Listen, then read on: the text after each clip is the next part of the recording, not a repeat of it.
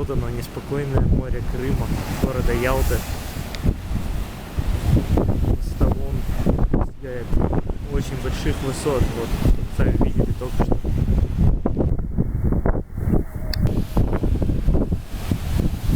И так вот мы и живем.